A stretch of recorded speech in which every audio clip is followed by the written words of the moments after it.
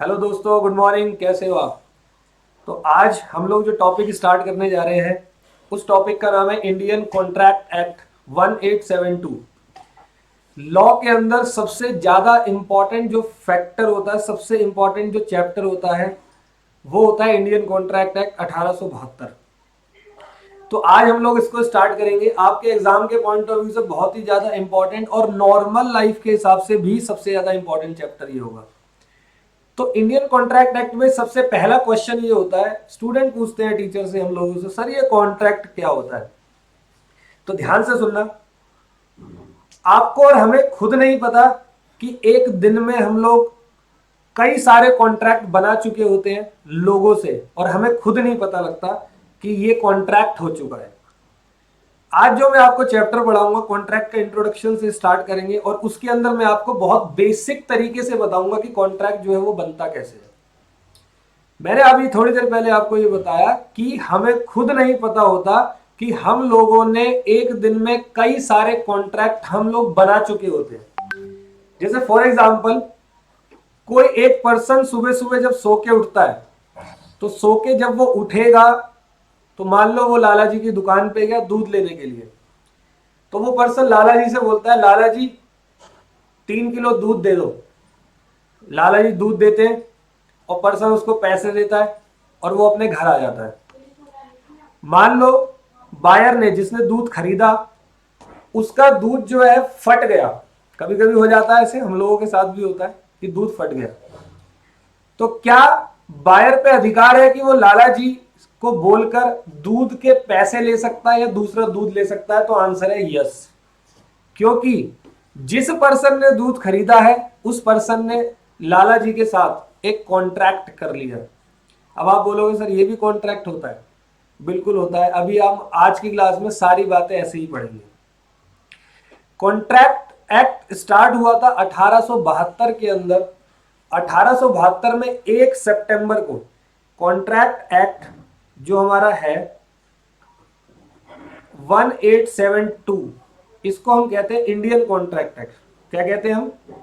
Indian contract act. Indian contract act 1872 ये start हुआ था 1 सितंबर 1872 को। काफी पहले स्टार्ट हुआ, और उस समय भारत जो है वो अंग्रेजों का गुलाम हुआ करता था, आप लोगों को भी पता है।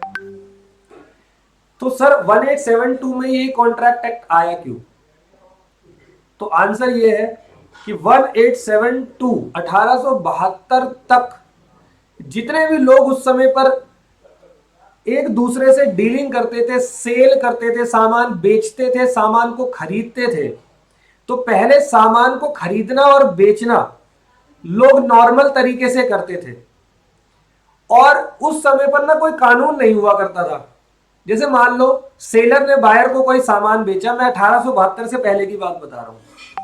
सेलर ने बायर को कोई सामान बेचा और सामान में बाद में कोई डिफेक्ट आ गया, कोई प्रॉब्लम आ गई। तो ऐसी सिचुएशन में बायर सेलर के पास जाता है और बायर सेलर को ये बोलता है कि भाई साहब मैंने आपसे ये सामान खरीदा है और इस सामान के अंदर प्रॉब्लम आ गई है, कृपया करके आप ये सामान वापस लो या मेरे पैसे दे दो। और मान लो कि सेलर मना कर रहा है, सेलर ने बोला कि नहीं भाई मैं तुझे सामान वापस नहीं करूंगा, तू यहां से जा। तो ऐसी सिचुएशन में बायर के पास ज्यादा अधिकार नहीं हुआ करते थे सेलर के अगेंस्ट में। वो कोर्ट केस नहीं कर पाता था, बहुत सारी प्रॉब्लम्स अराइज होती थी। और क्योंकि 1872 आते आते तक नंबर ऑफ सेलर्स जो है वो बढ़ने लगे, नंबर ऑफ बायर्स बढ़ने लगे, लोगों के बीच में जो ट्रेडिंग है, जो व्यापार है, वो बढ़ने लगा। तो ऐसी सिचुएशन में जब लोगों के बीच में व्यापार बढ़ने लगा तो पक्की बात है डिस्प्यूट भी बढ़ेंगे। डिस्प्यूट मतलब लड़ाई झगड़ा भी बढ़ेगा। तो उस लड़ाई झगड़े की रोकथाम के लिए कोई पक्का कानून होना जरूरी था, और वो पक्का कानून था इंडियन कॉन्ट्रैक्ट एक्ट 1872। उस इंडियन कॉन्ट्रैक्ट एक्ट में सरकार ने यह बताया कि अगर कोई भी कॉन्ट्रैक्टिंग पार्टी कोई भी प्रॉब्लम करती है, कोई भी डिस्प्यूट करती है, तो आप हमारे पास आओ, कोर्ट के पास आओ, और कोर्ट में अपनी बात रखो कि देखो सर हमने प्रॉपर तरीके से, ये देखो कानून के हिसाब से, जो कानून आपने हमें दिया है उसके हिसाब से हमने कॉन्ट्रैक्ट बनाया, और इस पार्टी ने इस कॉन्ट्रैक्ट को क्या कर दिया, तोड़ दिया, ब्रीच कर दिया। ब्रीच मतलब तोड़ना, BREACH, ब्रीच मतलब तोड़ना। ये सामने वाली पार्टी इस कॉन्ट्रैक्ट को तोड़ रही है और इसकी वजह से मेरा नुकसान हो गया, फॉर एग्जाम्पल 1 लाख रुपए का। तो जज साहब, मैं इस बंदे से अपना नुकसान जो है वो वापस मांगता हूं, मांगना चाहता हूं। तो इस वजह से, इस सिनेरियो की वजह से जो है वो कॉन्ट्रैक्ट एक्ट आया, स्टेब्लिश हुआ 1872 में। मेरी बात समझ में आई? कॉन्ट्रैक्ट के आने का रीजन क्या है? बहुत बेसिक था, थोड़ा सा मैंने अभी आपको हल्का सा पॉइंट दिया है कि कॉन्ट्रैक्ट होता क्या है। बहुत मजा आएगा इस कॉन्ट्रैक्ट एक्ट को आप लोगों को पढ़ने में।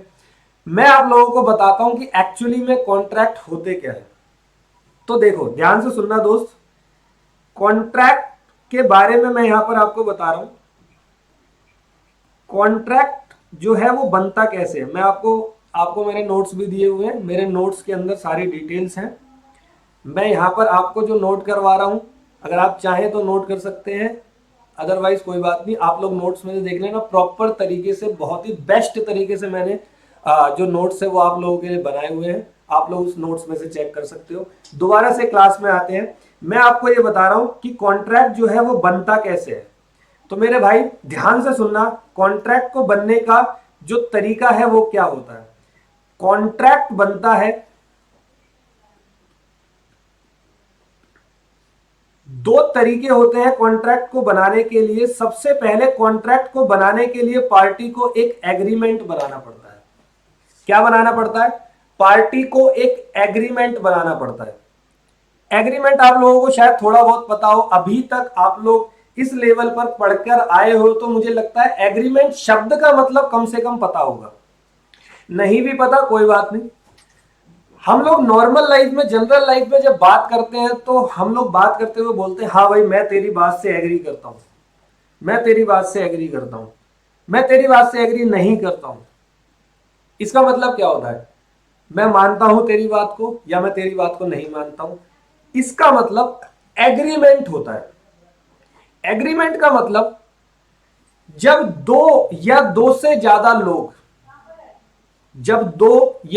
ज्यादा लोग एक जगह पर बैठे हैं, मान लो आमने सामने बैठे हैं, एक पर्सन दूसरे पर्सन को बोल रहा है, मान लो एक सेलर है और एक बायर है। सेलर ने बायर को यह बोला कि क्या आप मेरी कार 10 लाख रुपए में खरीदना चाहोगे? क्या आप मेरी कार 10 लाख रुपए में खरीदना चाहोगे? तो बायर के पास दो ऑप्शन है। बायर या तो हां बोलेगा या बायर मना कर देगा। मान लो बायर ने यस बोल दिया, yes I will buy your car for ₹10 lakh. इसका मतलब दोनों ही पार्टी में से सेलर ने बायर को दिया एक ऑफर। मैं इंग्लिश में बता रहा हूं आपको, कानून की किताब के हिसाब से जो लिखा हुआ है अब वो वाला शब्द आएगा। सेलर ने बायर को दिया एक क्या? Offer. Would you like to buy my car for ₹10 lakh? This is called offer. Buyer ने उस ऑफर का क्या दिया? Positive reply. क्या दिया? Positive reply. अगर वो मना कर देता, यानी कि अगर वो नेगेटिव रिप्लाई दे देता, तो फिर कोई दिक्कत नहीं है, फिर तो कोई एग्रीमेंट ही नहीं बना। लेकिन अगर बायर यस बोलता और बोल दिया, बायर ने एग्रीमेंट बना लिया। कैसे? यस बोलकर, एक्सेप्ट कर कर। तो ऐसी सिचुएशन में ये चीज बन गई एग्रीमेंट। क्या बन गई? एग्रीमेंट बन गई। मैं यहां पर आपको दिखाता हूं। एग्रीमेंट को बनाने के लिए चाहिए होते हैं, मैंने आपको बताया, एक पर्सन होता है जो कि ऑफर देगा और सामने वाला पर्सन उस ऑफर की हमें क्या देगा? एक्सेप्टेंस देगा। सामने वाला पर्सन उस ऑफर की हमें एक्सेप्टेंस देगा। और ऑफर और एक्सेप्टेंस जब मिल जाते हैं तो ऑफर और एक्सेप्टेंस को मिलने के बाद इसको हम क्या बोलते हैं? एग्रीमेंट बोलते हैं। कहने का मतलब, एक पर्सन है, मान लो यहां पर मैं एग्जांपल के साथ में आपको समझाता हूं। एक एस है और एक बी है। एस ने बी को यह बोला कि would you like to buy my car for ₹10 lakh? कितने रुपए में कह रहा है? 10 लाख रुपए में। तो इस सिचुएशन में एस बंदा जो है, वो सेलर जो है, इसको हम बोलेंगे ऑफरर। क्या बोलेंगे? ऑफरर। मतलब जो बंदा, a person who gives offer, जिसने ऑफर दिया। अब सामने वाला पर्सन बी, जिसको हम बायर बोल सकते हैं, और मैं यहां पर बताता हूं, इसको मैं ऑफरी भी बोल सकता हूं। इसका मतलब वो बंदा जिसको ऑफर मिला, तो बायर ने बोला yes I will buy your car for ₹10 lakh. Buyer ने बोला कि हाँ जी, मैं आपकी कार को 10 लाख रुपए में खरीदूंगा। सेलर ने बोला would you like to buy my car, इसका मतलब ऑफर दिया। बायर ने बोला हाँ मैं आपकी कार को खरीदूंगा 10 लाख रुपए में।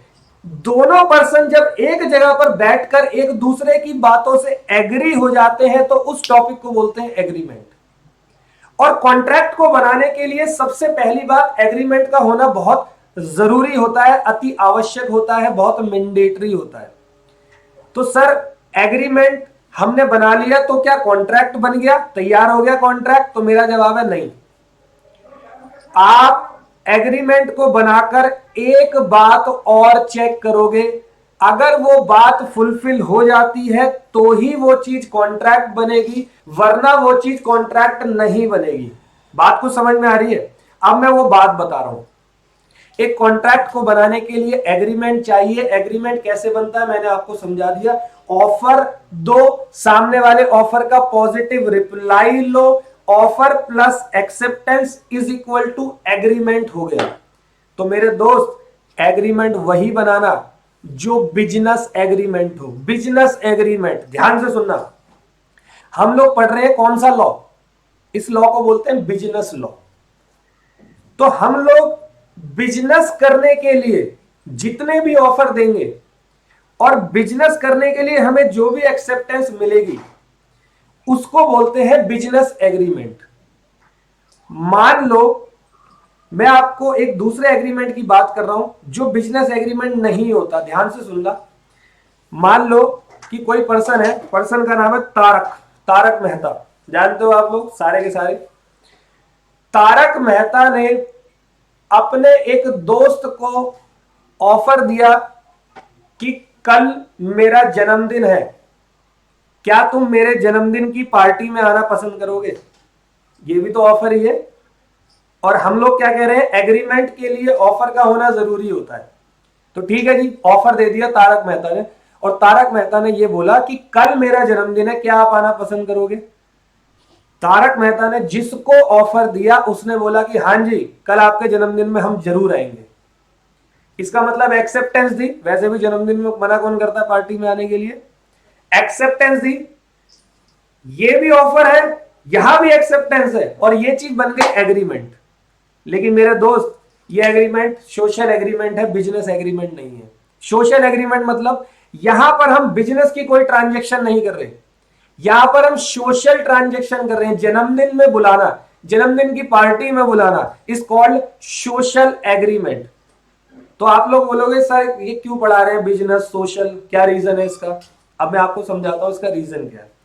इसका रीजन मैंने आपको बताया, कॉन्ट्रैक्ट का मतलब क्या होता है।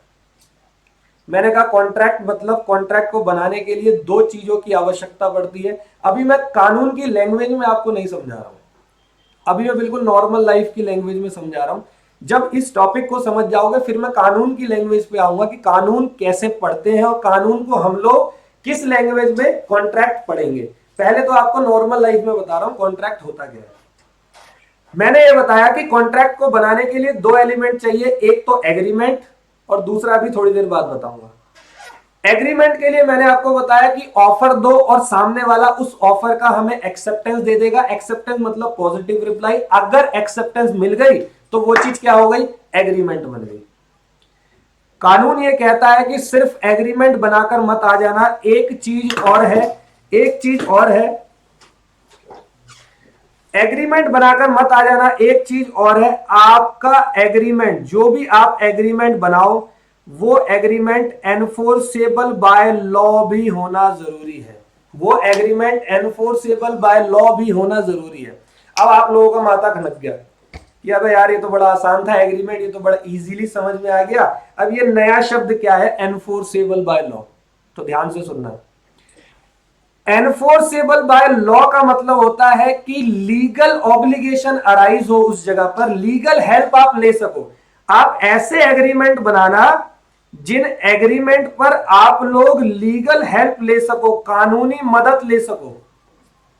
कानूनी मदद की जरूरत क्या है, अरे भैया जब हम ये कॉन्ट्रैक्ट एक्ट पढ़ रहे हैं ना, और कॉन्ट्रैक्ट एक्ट कोई भी कानून जब हम पढ़ते हैं तो पता है क्यों पढ़ते हैं, कानून का इस्तेमाल हम लोग डिस्प्यूट के केस में करते हैं।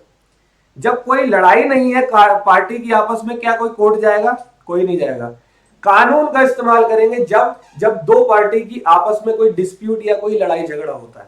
और कॉन्ट्रैक्ट एक्ट साफ साफ कहता है कि एग्रीमेंट जब आपने बना लिया ना, तो चेक कर लेना वो एग्रीमेंट पे आप लीगल एक्शन ले सकते हो या नहीं ले सकते। तो कैसे पता चलेगा कि हम लीगल एक्शन ले सकते हैं या नहीं ले सकते? अगर एग्रीमेंट आपका बिजनेस एग्रीमेंट हुआ तो वो ऑटोमेटिकली एनफोर्सेबल बाय लॉ हो जाएगा, क्योंकि हम लोग बिजनेस लॉ पढ़ रहे हैं और ये कॉन्ट्रैक्ट एक्ट बना है बिजनेस एग्रीमेंट के लिए। तो जो मैंने पहला एग्जांपल दिया था, सेलर ने बायर को, सेलर ये कहता है would you like to buy my car for ₹10 lakh, और सेलर बायर को जब ये बात बोलता है तो इसको ऑफर बोलेंगे, और सामने वाले पर्सन ने उसकी एक्सेप्टेंस दी। एक्सेप्टेंस मतलब positive reply. Offer plus acceptance क्या बन गया? एग्रीमेंट बन गया। और ये एग्रीमेंट आप लोगों को खुद समझ में आ गया होगा, ये एग्रीमेंट बिजनेस एग्रीमेंट है। कौन सा एग्रीमेंट है? Business agreement. यानी कि ये एग्रीमेंट में एक्सेप्टेंस मिलते ही एनफोर्सेबल बाय लॉ हो चुका है, और ये चीज क्या बन गई? कॉन्ट्रैक्ट बन गई। अब मान लो बायर ने 10 लाख रुपए सेलर को दिए, बायर कार लेके अपने घर चला गया। 3 दिन बाद पता लगा कार का इंजन डैमेज था, इंजन पुराना था, नकली इंजन था। तो ऐसे में बायर के पास अधिकार है कि वो कोर्ट ऑफ लॉ जाकर उस सेलर के अगेंस्ट में लीगल एक्शन ले सके, क्योंकि बायर और सेलर के बीच में एग्रीमेंट जो बना था वो कौन सा बना? बिजनेस का एग्रीमेंट बना। वही मैंने आपको दूसरा एग्जांपल दिया था, तारक मेहता वाला। तारक मेहता ने अपने किसी दोस्त को जन्मदिन की पार्टी में बुलाया, ऑफर दिया। दोस्त ने उस जन्मदिन की पार्टी में आने का एक्सेप्टेंस दिया, वो भी एग्रीमेंट बन गया। सपोज करो तारक मेहता ने ली मेरिडियन होटल में बुकिंग करी हुई थी, पूरा बढ़िया डाइनिंग वाइनिंग करके, 2-2.5 लाख रुपए प्लेट, पूरा का पूरा सिस्टम था।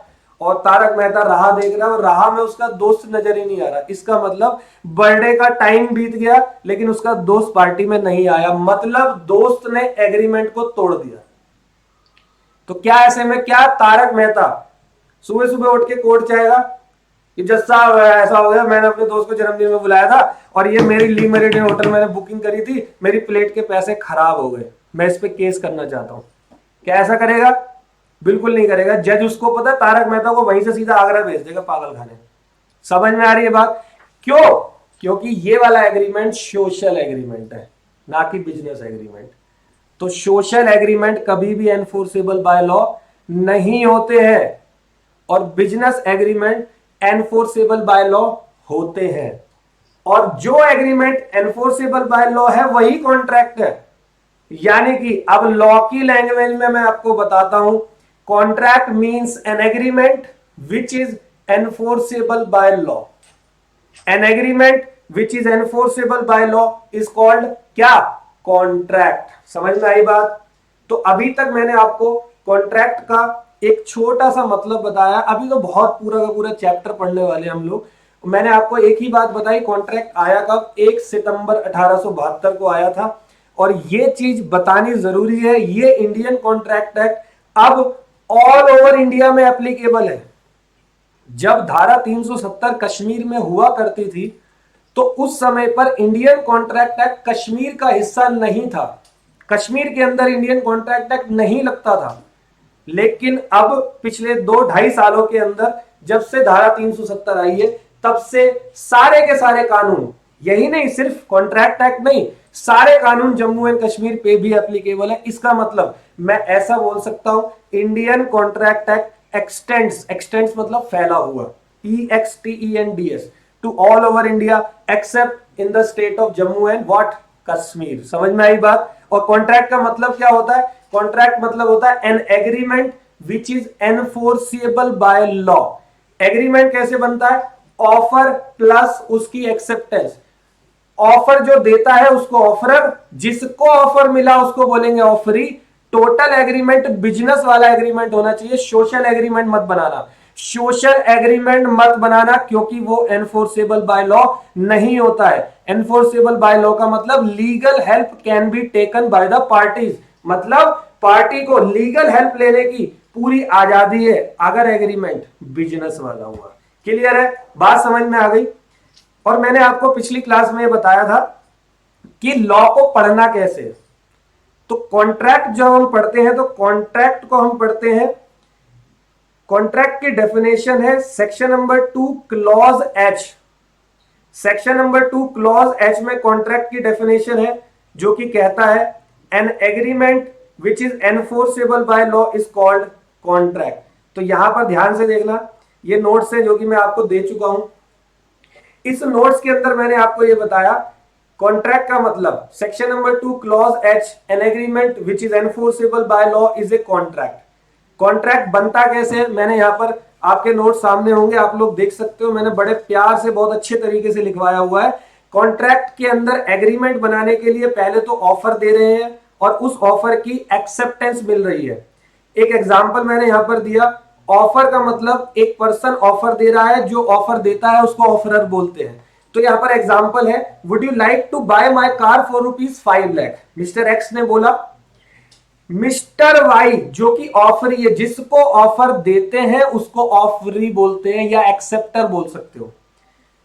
एक्स ने बोला, क्या आप मेरी कार 5 लाख रुपए में खरीदना चाहोगे? एक्सेप्टर यानी कि वाई ने बोला, यस मैं आपकी कार को 5 लाख रुपए में खरीदना चाहूंगा। तो यानी कि इस दोनों एक्स और वाई के बीच में क्या बन गया? ऑफर प्लस एक्सेप्टेंस, एग्रीमेंट बन गया। आप लोग बताओ, आप लोगों से पूछ रहा हूं, ये जो एग्रीमेंट है ये बिजनेस एग्रीमेंट है या सोशल एग्रीमेंट है? तो आंसर है इसका, ये बिजनेस एग्रीमेंट है क्योंकि यहां पर कार की बात हो रही है। और कितने रुपए में? 5 लाख रुपए में। यानी कि एक्स वाई को कार देगा और वाई एक्स को 5 लाख रुपए देगा।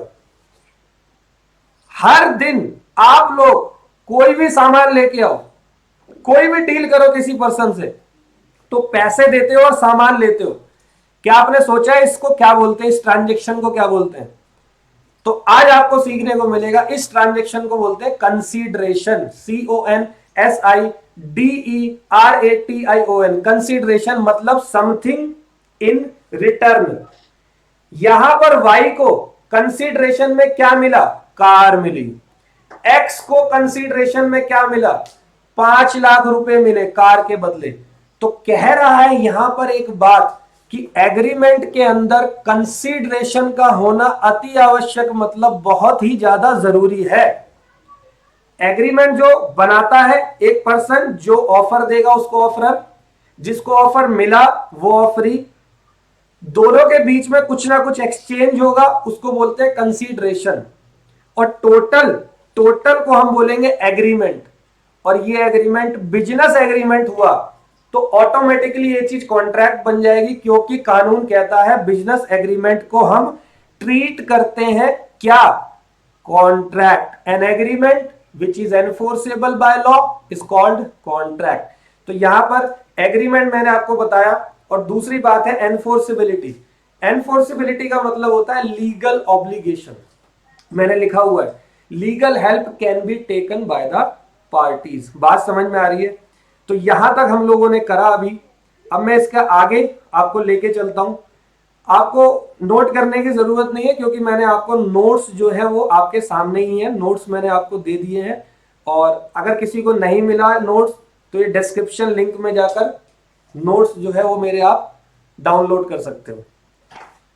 फिर मैंने आपको अगली बात ये बतानी है, अभी तक हम लोगों ने ये पढ़ा कॉन्ट्रैक्ट का मतलब होता है agreement plus enforceability of law. ये तो बहुत इजीली मेरे को समझ में आ गया कि आपको समझ में आ गया कि एग्रीमेंट बनता कैसे है। एग्रीमेंट के लिए एक पार्टी होती है जो कि ऑफर देगी और अदर पार्टी उस ऑफर का हमें एक्सेप्टेंस देगी। और याद रखना वो ऑफर और एक्सेप्टेंस जो है ना वो बिजनेस एग्रीमेंट होना चाहिए, बिजनेस एग्रीमेंट होना चाहिए। मैंने आपको ये बात बता दी, ऑफर और एक्सेप्टेंस बिजनेस एग्रीमेंट होना चाहिए। और अगर एग्रीमेंट बिजनेस है ऑटोमेटिकली कॉन्ट्रैक्ट है। अब मैं आपको ये बताता हूं एग्रीमेंट का मतलब क्या होता है। एग्रीमेंट का मतलब क्या होता है, तो इंडियन कॉन्ट्रैक्ट एक्ट के अंदर एग्रीमेंट की भी मीनिंग लिखी हुई है, मीनिंग बता रखी है।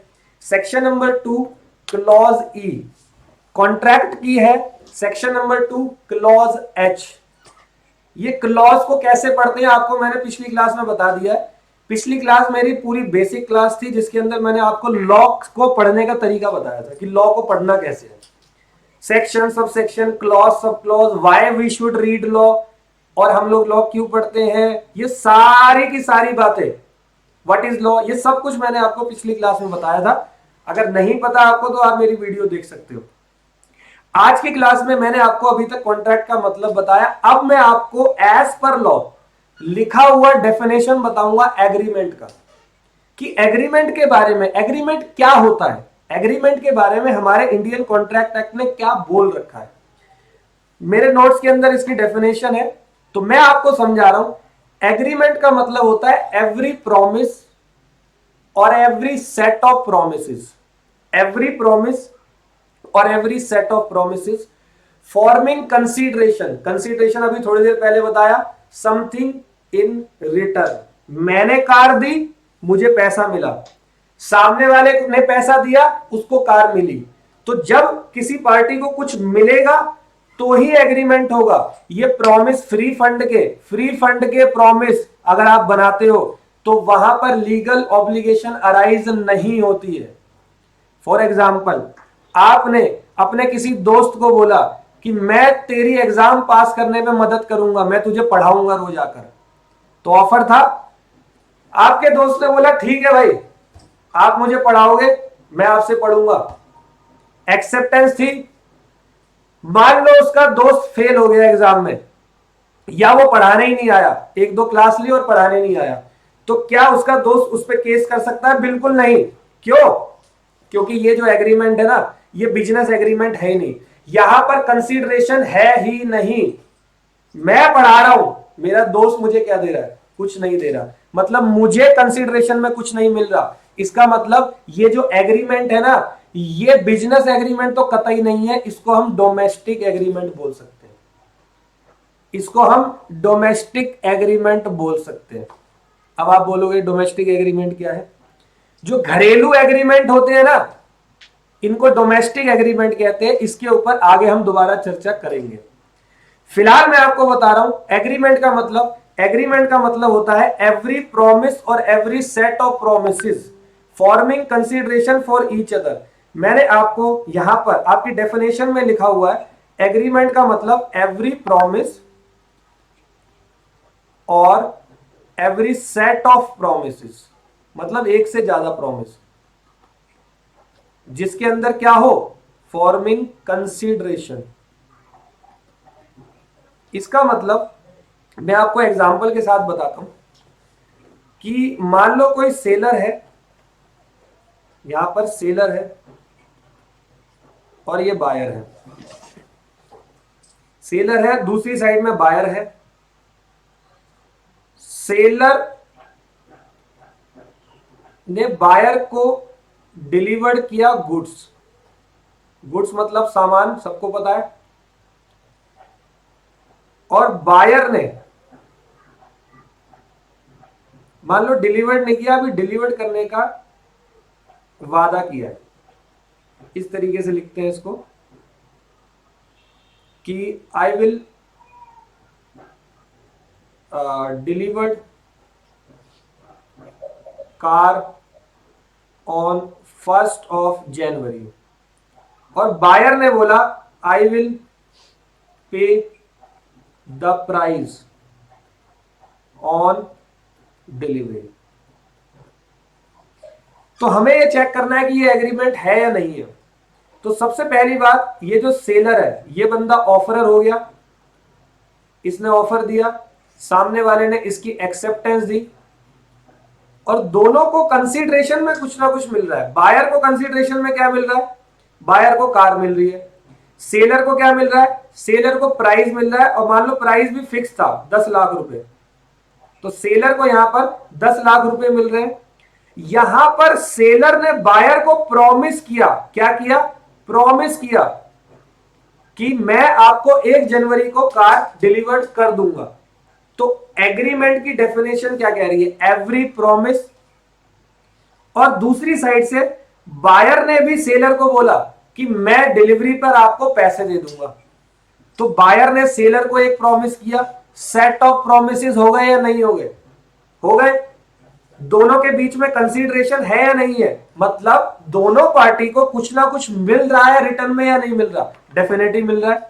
इसको हम कहते हैं एवरी प्रॉमिस और every set of promises forming consideration for each other called agreement. Agreement को बनाने के लिए प्रॉमिस होना या सेट ऑफ प्रॉमिस होना जरूरी है, और कंसीडरेशन का होना बहुत ही ज्यादा जरूरी है। तो आपको एग्रीमेंट का मतलब समझ में आया? तो अभी तक मैंने आपको सिर्फ एक डेफिनेशन पढ़ाई है कॉन्ट्रैक्ट की, और एक डेफिनेशन पढ़ाई है एग्रीमेंट की। मैंने आपको यह बताया इंडियन कॉन्ट्रैक्ट एक्ट 1 सितंबर 1872 को स्टार्ट हुआ, ऑल ओवर इंडिया में लगता है, including in the state of Jammu and Kashmir. Contract means an agreement which is enforceable by law. Agreement बनता है ऑफर देने से और उस ऑफर की एक्सेप्टेंस मिलने से। ऑफर जो देगा उसको ऑफरर बोलेंगे, जिसको ऑफर मिला उसको ऑफरी बोलेंगे, यानी कि एक्सेप्टर। जब ऑफर और एक्सेप्टर मिल जाते हैं तो एग्रीमेंट बन जाता है, और एग्रीमेंट हमेशा बिजनेस एग्रीमेंट बनाना, सोशल एग्रीमेंट मत बना लेना।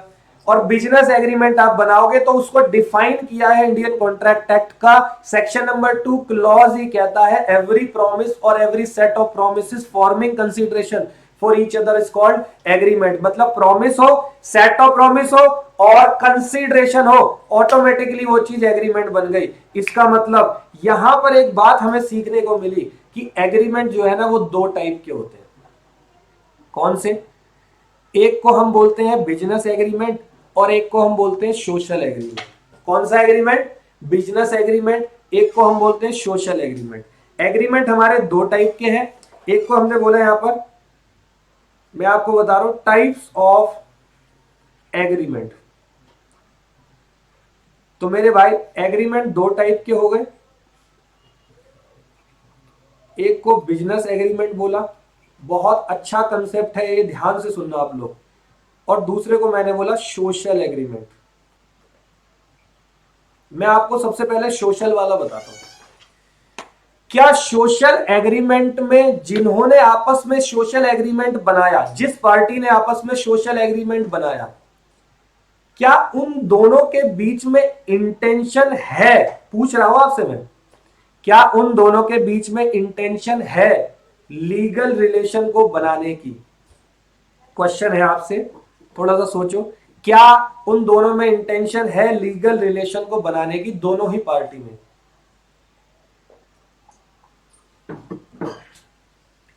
मैंने अपने दोस्त को बोला कि परसों मेरा जन्मदिन है, क्या तू मेरे जन्मदिन की पार्टी में आएगा? तो ये ऑफर है। मेरे दोस्त ने बोला कि हाँ मैं आपके जन्मदिन की पार्टी में आऊंगा, तो ये एक्सेप्टेंस है। ऑफर प्लस एक्सेप्टेंस बन गया एग्रीमेंट। और ये एग्रीमेंट सोशल एग्रीमेंट है, ये समझ में आ रहा है हमें। मान लो मेरा दोस्त नहीं आया, तो क्या मैं उस दोस्त पे लीगल रिलेशन ले सकता हूं, लीगल एक्शन ले सकता हूं? तो आंसर है नो। आंसर है नो, क्योंकि जब मैंने अपने दोस्त को पार्टी में बुलाया तब मेरी इंटेंशन नहीं थी लीगल रिलेशन को बनाने की। समझ में आ रही है बात? तो यानी कि सोशल एग्रीमेंट के अंदर पार्टी की इंटेंशन जो है वो नहीं होती है लीगल रिलेशन को बनाने की। तो मैं यहां पर ऐसे लिखता हूं, सोशल एग्रीमेंट में पार्टी की intention, no intention to create legal relation. अरे मेरे भाई, जब लीगल रिलेशन बनाने की इंटेंशन नहीं है तो क्या ये एग्रीमेंट है, लेकिन लीगल रिलेशन बनाने की इंटेंशन नहीं है, तो क्या एनफोर्सेबल बाय लॉ होगा? आंसर है नो। तो ये नॉट एनफोर्सेबल बाय लॉ हुआ, नॉट एनफोर्सेबल बाय लॉ। अब मेरे भाई, अगर एनफोर्सेबल बाय लॉ नहीं है तो क्या ये कॉन्ट्रैक्ट है? तो आंसर है नो, नो कॉन्ट्रैक्ट। समझ में आई बात? इसका मतलब मेरे को यहां पर एक बात समझ में आई कि सोशल एग्रीमेंट कॉन्ट्रैक्ट नहीं होते, क्योंकि उसमें पार्टी की इंटेंशन नहीं होती है किस चीज की? लीगल रिलेशन को बनाने की। बात समझ में आ रही है? उसी तरफ जब हम दूसरी तरफ जाएंगे बिजनेस एग्रीमेंट में, तो बिजनेस एग्रीमेंट में पार्टी की intention to create legal relationship है, इंटेंशन है।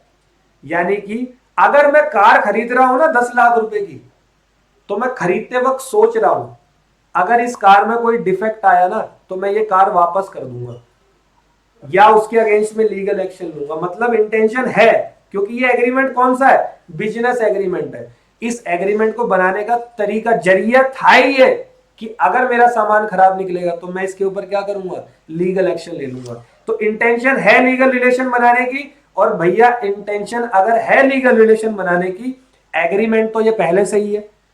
तो agreement plus intention to create legal relation is equal to what? Is equal to enforceable by law. यानी कि ये ऑटोमेटिकली एनफोर्सेबल बाय लॉ हो गया। एग्रीमेंट पहले से है, एनफोर्सेबल बाय लॉ अब हो गया। क्या बन गया? कॉन्ट्रैक्ट बन गया। क्या बन गया मेरे भाई? कॉन्ट्रैक्ट बन गया। यही तो पढ़ाना है आपको। यानी कि दो टाइप के एग्रीमेंट होते हैं। एक वो एग्रीमेंट होता है जो बिजनेस एग्रीमेंट होगा, एक वो एग्रीमेंट होगा जो सोशल एग्रीमेंट होगा। बिजनेस एग्रीमेंट के अंदर पार्टी की इंटेंशन होती है लीगल रिलेशन बनाने की, इसीलिए वो एनफोर्सेबल बाय लॉ है, क्योंकि वो एग्रीमेंट पहले से है और अब एनफोर्सेबल बाय लॉ है, प्लस हो गया दोनों तो बन गया कॉन्ट्रैक्ट। सोशल एग्रीमेंट में पार्टी की इंटेंशन नहीं होती क्या? लीगल रिलेशन बनाने की, इस वजह से वो एनफोर्सेबल बाय लॉ नहीं होता, इसीलिए वो कॉन्ट्रैक्ट नहीं होता। तो यहां पर एक बहुत अच्छा कंक्लूजन आया हमारे पास। क्या कंक्लूजन आया? कि सारे कॉन्ट्रैक्ट एग्रीमेंट होते हैं, क्योंकि कॉन्ट्रैक्ट को बनाने के लिए एग्रीमेंट का होना अनिवार्य है, जरूरी है। लेकिन सारे एग्रीमेंट कॉन्ट्रैक्ट नहीं होते। सारे कॉन्ट्रैक्ट एग्रीमेंट होते हैं, लेकिन हर एग्रीमेंट कॉन्ट्रैक्ट नहीं होता। इंग्लिश में all contracts are agreement but all agreement are not contract, because social agreement are not contract and business agreement are contract. समझ में आ गई मेरी बात? Social agreement are not contract, business agreement are contract. समझ में आ गया? तो हम लोगों ने आज की क्लास में ये पढ़ा कि कॉन्ट्रैक्ट जो है वो क्या होता है। कॉन्ट्रैक्ट के बारे में मैंने आपको थोड़ा बहुत बताया, हल्का फुल्का कोशिश करी कि मैं आपको थोड़ा सा समझा सकूं कॉन्ट्रैक्ट के बारे में, और मुझे उम्मीद है कि आपको समझ में आया होगा। अभी हमने जो अभी तक पढ़ा हुआ है उसको एक बार मेरे नोट्स से देख लेते हैं फटाक से, और उसके बाद हम क्लास को ओवर करेंगे। तो उस पे ऊपर लिखा हुआ है नेचर ऑफ कॉन्ट्रैक्ट है, यूनिट नंबर 1 कॉन्ट्रैक्ट एक्ट का। मैंने आपको सबसे पहले कॉन्ट्रैक्ट का मतलब बताया। सेक्शन नंबर 2 क्लॉज एच, जिसमें मैंने कहा an agreement which is enforceable by law is called contract. Contract को बनाने के लिए क्या चाहिए? एग्रीमेंट और एनफोर्सेबिलिटी। एग्रीमेंट कैसे बनता है? ऑफर दो और उस ऑफर को पॉजिटिव रिस्पॉन्स ले लो। जो ऑफर दे रहा है वो ऑफरर, जिसको ऑफर मिला वो ऑफरी, दोनों चीज जुड़ गई एग्रीमेंट। एग्रीमेंट बिजनेस होगा तो enforceable by law, business agreement plus enforceable by law is equal to contract. Agreement की डेफिनेशन मैंने यहां पर देखो साफ साफ लिखी हुई है, every promise and every set of promises forming consideration for each other is an agreement. और प्रॉमिस का मतलब होता है a proposal when accepted becomes what? Promise. एक प्रपोजल जब एक्सेप्ट हो जाता है वो चीज क्या बन जाती है? प्रॉमिस बन जाती है। फिर मैंने आपको पॉइंट नंबर नेक्स्ट पढ़ाया टाइप्स ऑफ एग्रीमेंट। तो दोस्त एग्रीमेंट मैंने यहां पर साफ साफ लिखा हुआ है, दो टाइप के होते हैं, एक सोशल एग्रीमेंट और एक बिजनेस एग्रीमेंट। सोशल एग्रीमेंट में पार्टी की इंटेंशन नहीं होती लीगल रिलेशन बनाने की, इसीलिए वो एनफोर्सेबल बाय लॉ नहीं होता, इसीलिए वो कॉन्ट्रैक्ट नहीं होता। बिजनेस एग्रीमेंट में इंटेंशन होती है लीगल रिलेशन बनाने की, इसीलिए वो एनफोर्सेबल बाय लॉ भी होता है, इसीलिए वो कॉन्ट्रैक्ट भी होता है। तो यहां पर मैंने आपको दोनों के एग्जाम्पल दिए हुए हैं। पहले एग्जाम्पल में वेडिंग के लिए इनवाइटेशन है, वो सोशल एग्रीमेंट है। दूसरे एग्जाम्पल में कार बेचने का है, उसको बिजनेस एग्रीमेंट बोलेंगे। और एक कंक्लूजन दिया, all contracts are agreement but all agreement are not contract. Clear है? तो नोट्स मैंने बनाए हुए, ये होममेड हैंडमेड नोट्स है, सॉरी, इनको पढ़ना आप, बहुत अच्छे तरीके से बने हैं। और इनके अलावा मैंने आपको दूसरे नोट्स भी प्रोवाइड किए हुए हैं, आप उनसे भी पढ़ सकते हो। कोई भी डाउट होता है तो मेरा नंबर आपको नीचे मिल जाएगा, मेरा नंबर भी आप देख सकते हो, और मुझे व्हाट्सएप पे आप पूछ सकते हो, कोई भी क्वेश्चन है। ओके, अब मिलते हैं अगली क्लास में। Okay, bye.